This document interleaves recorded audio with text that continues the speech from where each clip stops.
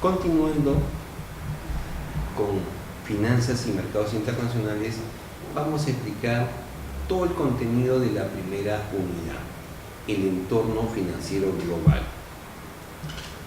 en donde en el primer tema es globalización y la empresa multinacional.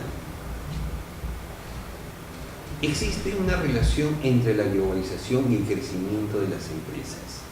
El planeamiento inicia con una descripción amplia de la globalización hasta llegar a la plena identificación de la relación sinérgica que existe entre las dos variables. Adicionalmente, se hace referencia a las opciones estratégicas que el contexto mundial ofrece para alcanzar el crecimiento empresarial. En esta globalización y creación del valor de empresa multinacional, los cambios de la economía mundial han llevado a que las empresas que tienen como objetivo fundamental el crecimiento dirijan su mirada hacia los mercados extranjeros.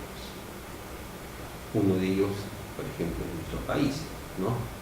Pues buscan obtener cifras positivas en el crecimiento a través del comercio exterior. Por lo tanto, deben interpretar no solo las necesidades que tienen los posibles clientes del país, sino que además deben comprender los cambios en los contenidos de los factores externos e internos antes de decidir salir al exterior, poniendo en marcha estrategias de internacionalización como medio de crecimiento. Toma sentido cuando las empresas producen excedentes, mejora la visión global, la productividad e innova, es decir, cuando tiene una condición tal que garantice con éxito la entrada a los mercados extranjeros y estabilidad en su permanencia. Otro punto, vamos a ver sobre la globalización. ¿Qué nos dice la globalización? A partir de la revolución industrial se desarrolló el comercio internacional.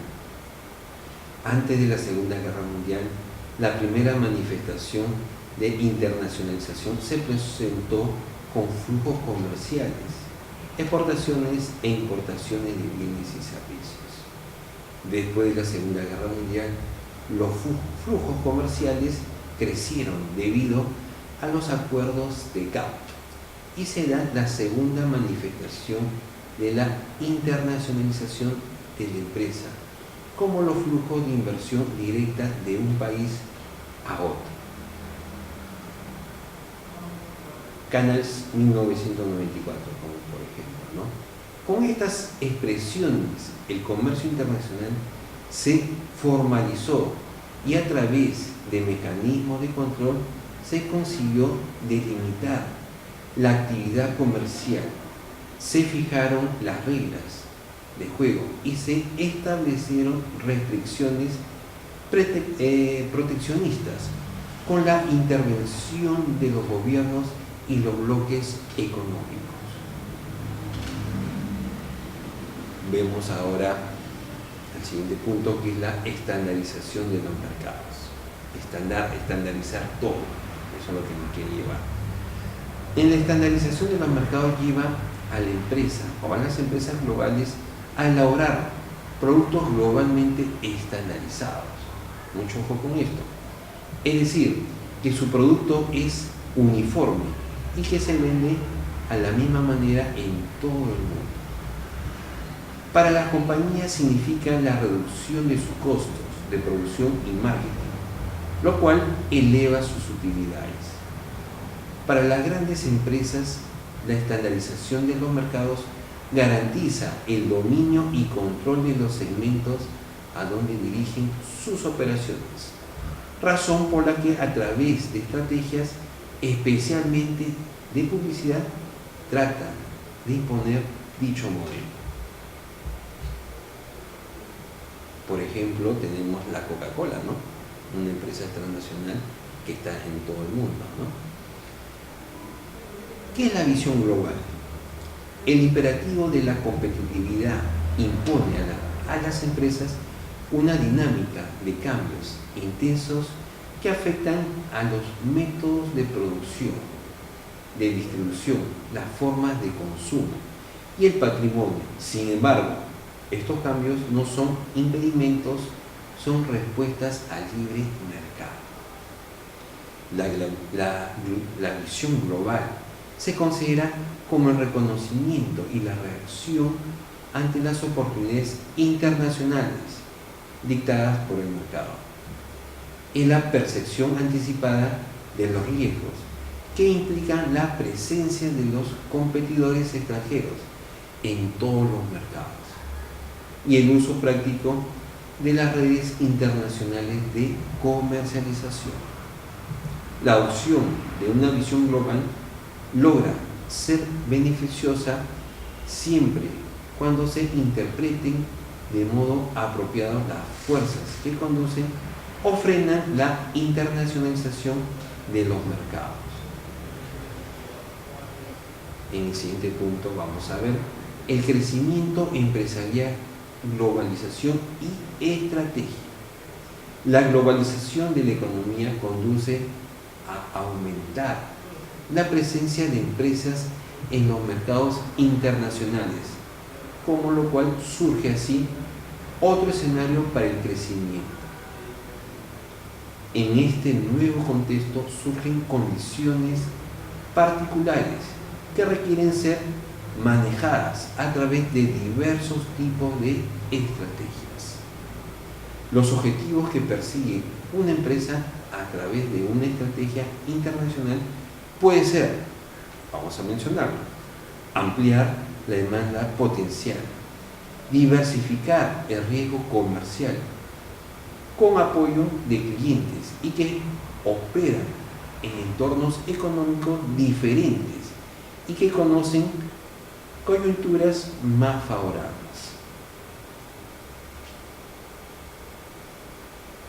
Seguimos con el crecimiento empresarial, globalización y estrategia.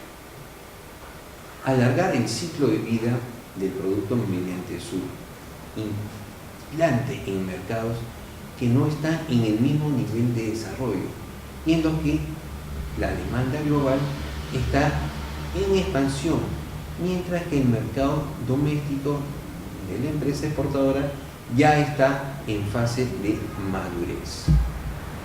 Buscar protegerse de la competencia, por una parte, diversificando sus posiciones y por otra, vigilando las actividades de los competidores, en los que los otros mercados hasta incluso reducen sus costos de aprovisionamiento y de producción, en tanto aprovechen las ventajas comparativas de los distintos países.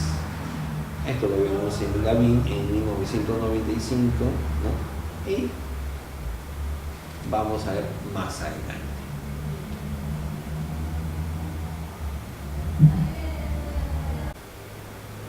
Estrategias de internacionalización. El grado de coordinación de las actividades de la empresa, lo que determina hasta qué punto la empresa funciona como un todo, o más bien como una serie de empresas nacionales semi-independientes.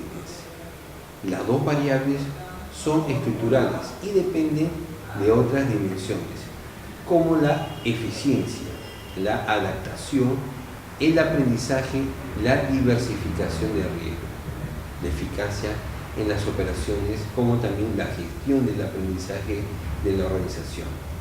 La decisión de cómo responder adecuadamente a cada mercado, ¿no? Y esto lo podemos ver en diferentes autores, ¿no? Como por ejemplo Jarillo y Sayaban.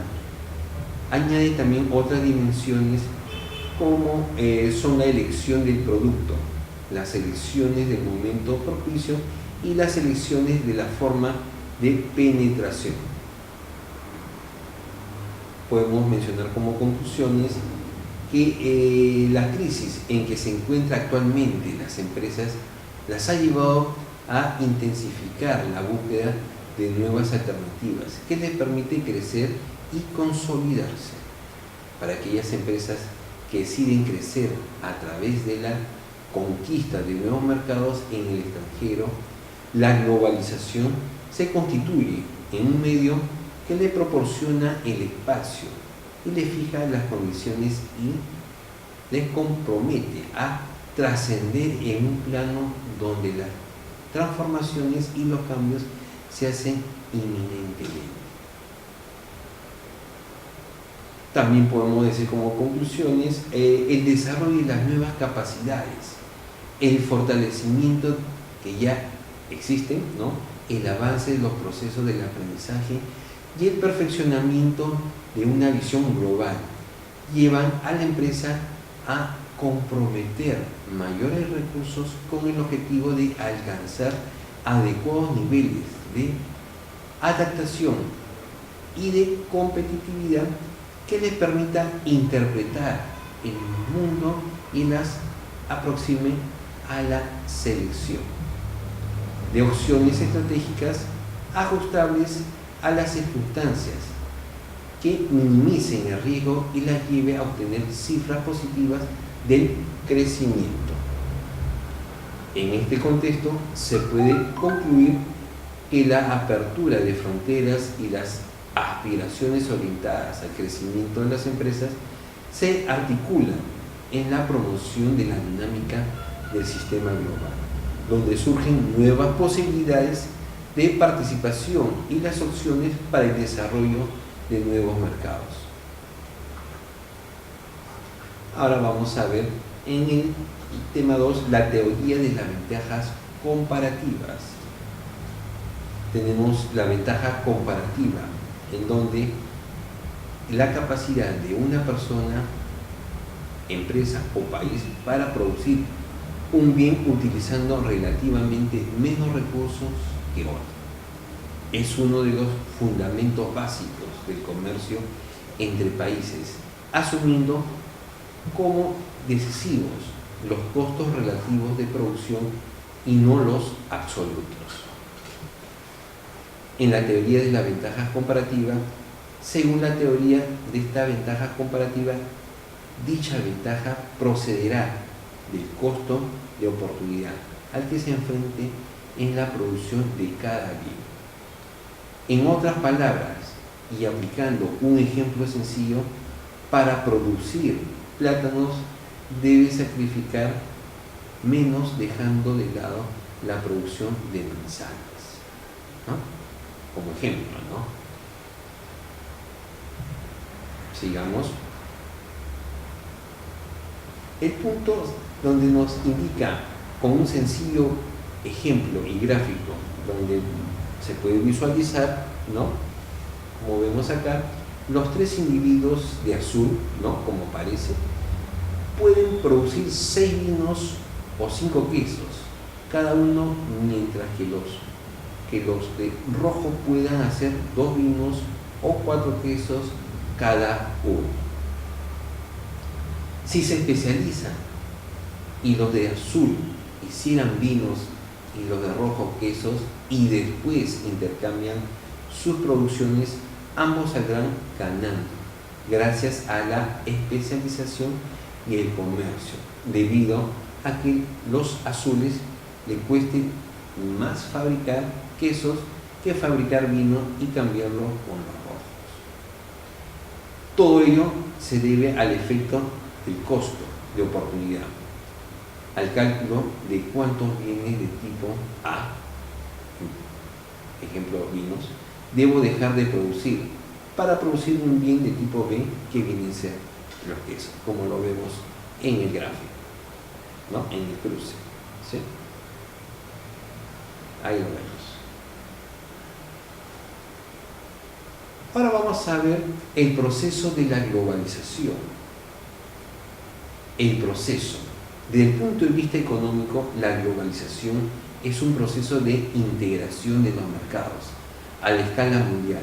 Para ello ha sido indispensable la formación de bloques económicos orientados bajo la lógica de libre comercio, con el fin de reproducir el capital. Ese proceso ha tomado mayor fuerza a partir del fin de la guerra, Fría, hecho que permitió que el poder y las relaciones económicas estén denominadas por los Estados Unidos.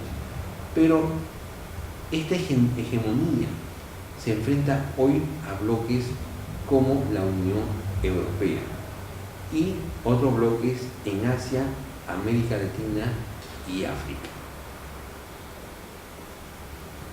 Ahora vemos las características de la globalización, ¿no? Que es un proceso universal, pues afecta a todos los países del planeta, independientemente de la posición que ocupe dentro de la economía mundial y del orden político. Al existir un proceso irreversible de integración de los mercados, se parte de la existencia de países mejor posicionados que otros, es decir, que su naturaleza económica es excluyente, porque aquellas naciones o regiones que no pueden ser competitivas quedarán a la saga del desarrollo. Y eso lo podemos visualizar en los países, en algunos países de la región. Ejemplo, Venezuela. ¿Cuál es la meta de la administración? La meta de la administración financiera es maximizar el valor actual por acción del capital existente. Explícitamente quiere decir que la meta es maximizar el valor actual de las acciones. Debido a esto es necesario tener presente que los accionistas de una empresa son propietarios residuales. Con esto quiere decir que tienen derecho únicamente a lo que queda después de que se han pagado las deudas con los empleados, los proveedores y los acreedores, y con cualquier otra persona con derecho legítimo. Si cualquiera de estos grupos se queda sin recibir su pago, los accionistas no tienen nada. Debido a que la meta de la administración financiera es maximizar el valor de las acciones, se necesita aprender a identificar los arreglos de inversión y de financiamiento que tienen un efecto favorable sobre el valor de las acciones. Ahora vamos a ver el tema 2, que es el sistema monetario internacional. Vamos a ver un poquito de historia del sistema monetario internacional y sus antecedentes, ¿no? El sistema monetario internacional ha tenido a lo largo de su historia diferentes tipos de funcionamiento. El más antiguo es el conocido como patrón de oro. Este tenía la ventaja de proveer estabilidad a las monedas, ya que el oro genera confianza, lo cual a su vez determinaba que el sistema funcione en forma automática. Las desventajas de manejar la economía internacional bajo este sistema es que solo beneficia a los países poseedores del oro y estimula, por tanto, el desequilibrio entre países que tienen oro y los que no lo poseen. Felizmente en nuestro país somos ricos en oro. Estamos dentro del top 10 de la economía mundial. Vamos a ver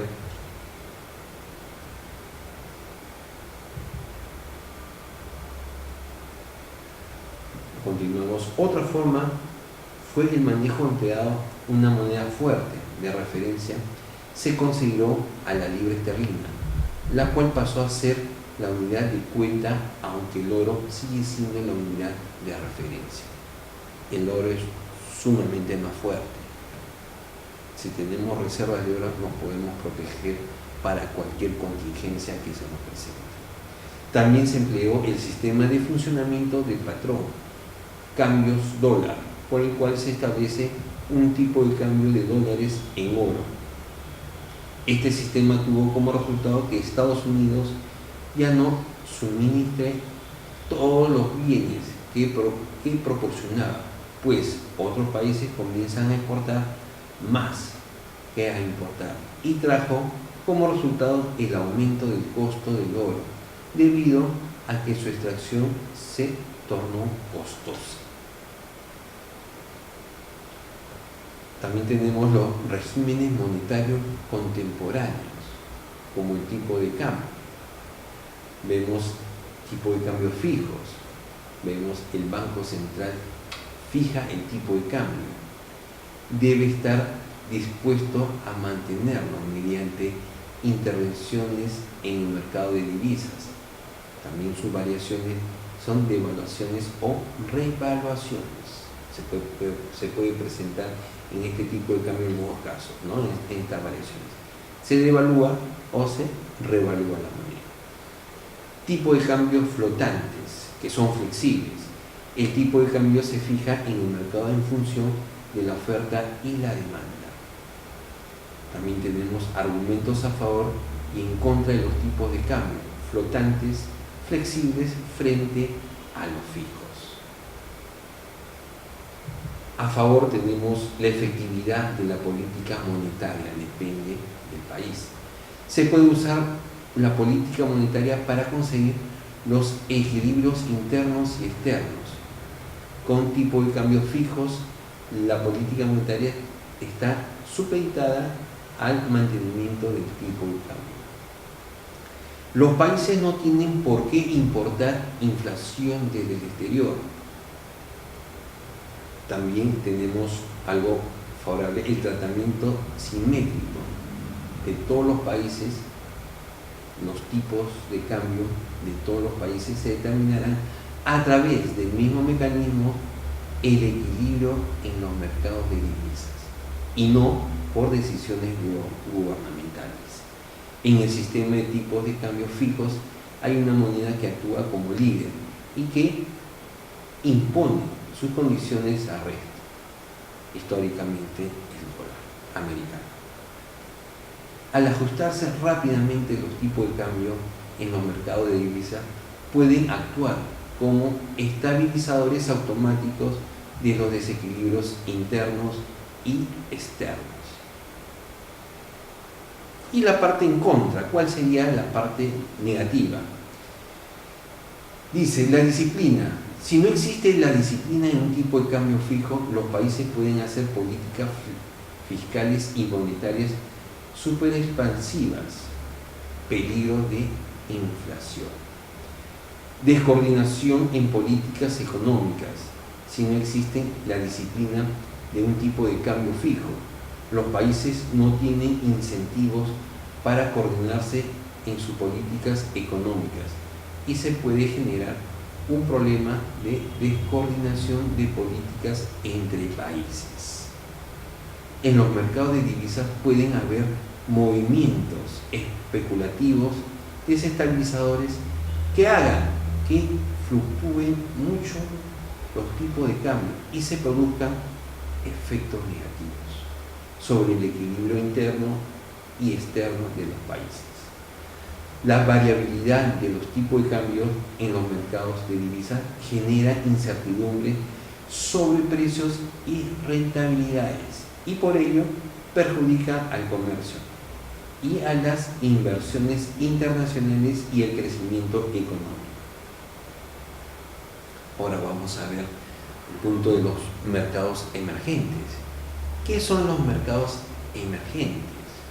Este término se utiliza para referirse a países que se encuentran en varias etapas de desarrollo, con bajos ingresos, también conocidos como tercer mundo. Estos países actualmente se incluyen en la definición de 156 naciones, que representan el 84% de la población mundial y que corresponden al 75% de los estados soberanos. Generalmente en estos países el ingreso per cápita es inferior a $3.000 y el ingreso familiar está alrededor de unos $4.000.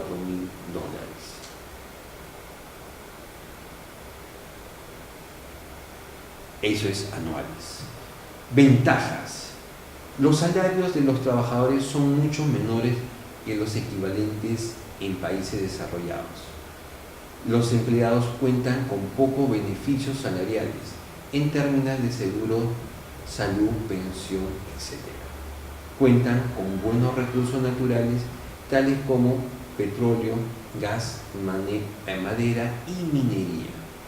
A medida que la explotación de los recursos naturales en los países desarrollados llegue a sus límites, aumenta la importancia de los mercados emergentes como proveedores. Aunque puede resultar costoso extraer la materia prima, las leyes ambientales son menos estrictas. A lo largo se espera que muchos de estos países logren desarrollarse y convertirse en consumidores importantes de bienes y servicios producidos por las multinacionales. En el tema 3 vamos a tocar la balanza de pagos. ¿Qué es la balanza de pagos? Vamos a verlo detalladamente. Primero, el primer punto, las transacciones típicas de la balanza de pago. Cuenta corriente. Son todas las transacciones con excepción de las financieras que involucran el valor económico y son efectuadas entre residentes y no residentes. Ahí vemos en el cuadrito cuenta corriente, la balanza comercial, la balanza de servicios, renta de factores y transferencias corrientes.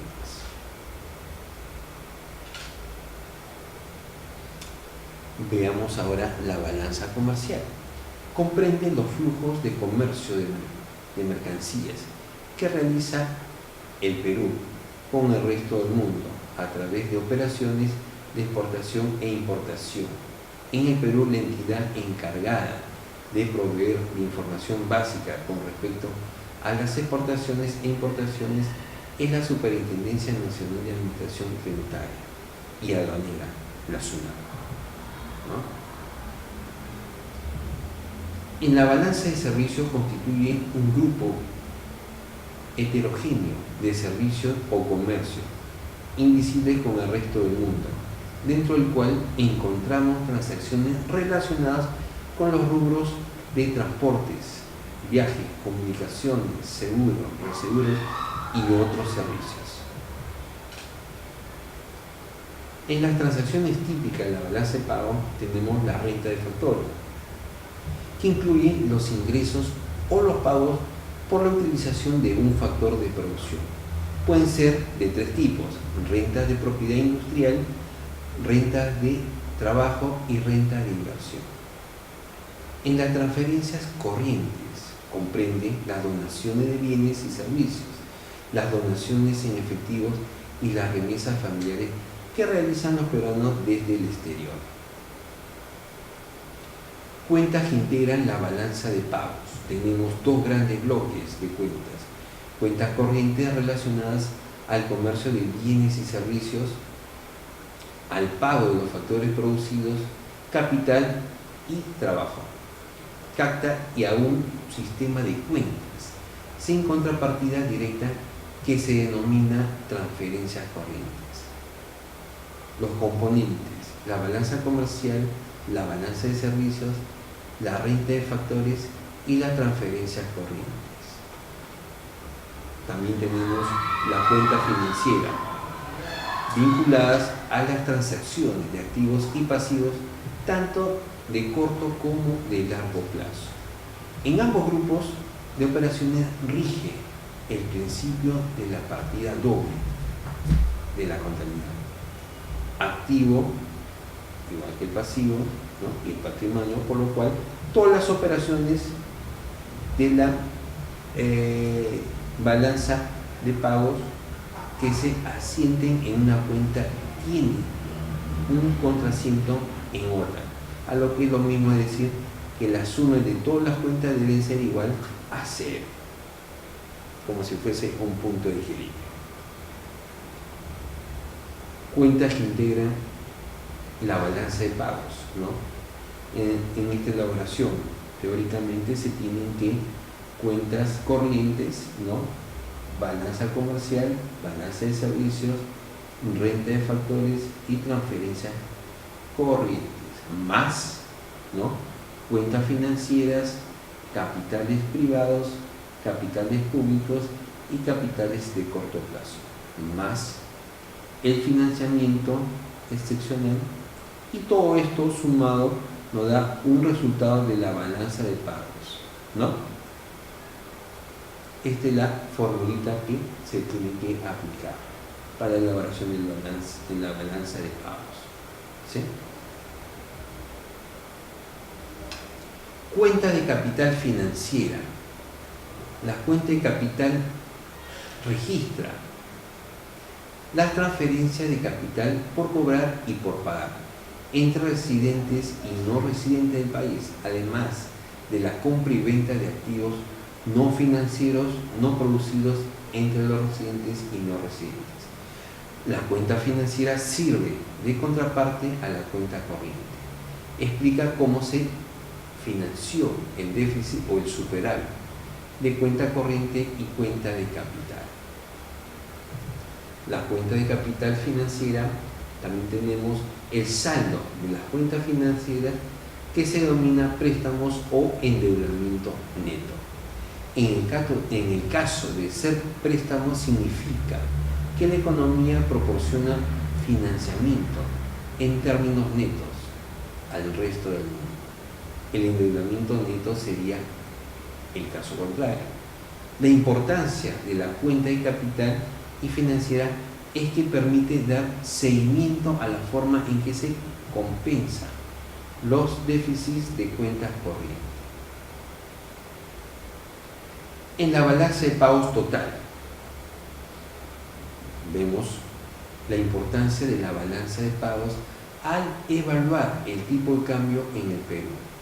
El manejo de una adecuada política de balanza de pagos es fundamental para incentivar la entrada de capital extranjero que dé dinamismo a la economía local y que impacte positivamente en la generación de nuevos negocios y de la industria de valor agregado, repercutiendo positivamente el indicador nacional del PBI, del Producto Bruto Interno. La balanza de pagos es un resumen de las transacciones efectuadas entre los residentes de un país y los del resto del mundo en un periodo determinado. Ahora vamos a ver el tema 4, la crisis financiera internacional, ¿no? Veamos en esta crisis financiera internacional las semillas de las crisis, ¿no? En este tema, los factores recurrentes. Hay dos elementos que han caracterizado a todas las crisis financieras: la existencia de un sistema, lo que implica que existe una red mediante los cuales los problemas se interconectan y afectan a muchos actores. También la opacidad o la capacidad de la información, que provoca que los diferentes actores tengan distintos niveles de información sobre la calidad de los activos y las características de los pasivos de los intermediarios financieros, que es la información asimétrica. Los factores determinantes de la crisis: auge, euforia y característica procíclico del crédito. Si bien la crisis financiera requiere la existencia de interconexiones, asimetría de la información y, por último, de una gran dosis de incertidumbre, cabe preguntarse por qué se generan en forma recurrente. Para algunos, las crisis financieras son consecuencia de los errores vinculados con las intervenciones estatales, sea a nivel microeconómico o macroeconómico, por lo que consideran que el mercado debería tener un rol protagónico tanto en lo que se respecta a la prevención de la crisis como la búsqueda de soluciones. También tenemos los factores determinantes de la crisis, ¿no? Para otros son el resultado natural del funcionamiento del sistema financiero. Por lo tanto, insisten en que es necesario mejorar y en muchos casos cambiar totalmente la naturaleza de las regulaciones a fin de evitar o al menos reducir el comportamiento procíclico del sistema. En la crisis del 2007-2008, la baja que se presentó en los Estados Unidos, la baja del precio de las propiedades en los Estados Unidos fue el detonante de la crisis, ya que dejó en evidencia la mala calidad de los créditos. Suprime que en el 2006 representaban un monto anual de 600.000 millones de dólares y equivalían al 20% del total de créditos hipotecarios en ese país. A medida que los precios fueron disminuyendo, este hecho afectó al segmento no Suprime del mercado hipotecario para complicar la situación de la euforia que suele acompañar a los periodos de auge. Se le agregaron los modelos utilizados para evaluar el riesgo. En la crisis 2007-2008, estos tenían dos efectos. En varios países, pero muy especialmente en los Estados Unidos, se basaban en información de los últimos 5 años, un lapso demasiado breve, porque puede reflejar solo una fase del ciclo. El hecho de que estos modelos suponen que las acciones que se emprenden sobre la base de ellos no influyen como en la física, en las variables que intentan predecir. La crisis no puede explicarse mediante modelos de riesgo que suponen que el mundo es estacionario en los periodos de crisis. Los parámetros que definen los procesos estocásticos no son variables y por ende los modelos basados en tales procesos no sirven para calcular los riesgos, ¿no? Lo que dice Fanelli en el 2008 y Heyman en el 2007, ¿no? Obviamente la supervisión fue inadecuada, no solo porque no exigieron modelos cuyos supuestos fueran más razonables, sino también porque se permitió la utilización de distintos artilugios para tomar riesgos excesivos y aumentar el apalancamiento financiero. Las razones de la supervisión ineficiente parece haber sido varias, de los bajos salarios y la ausencia de la capacidad apropiada de los organismos pertinentes, hasta el intento de favorecer la competencia global de las entidades financieras locales. El factor más relevante fue el enfoque que contribuyó a incrementar la autorregulación al priorizar la responsabilidad de las entidades financieras, las que en este caso eligieron los modelos que fueron funcionales a su estrategia de expansión.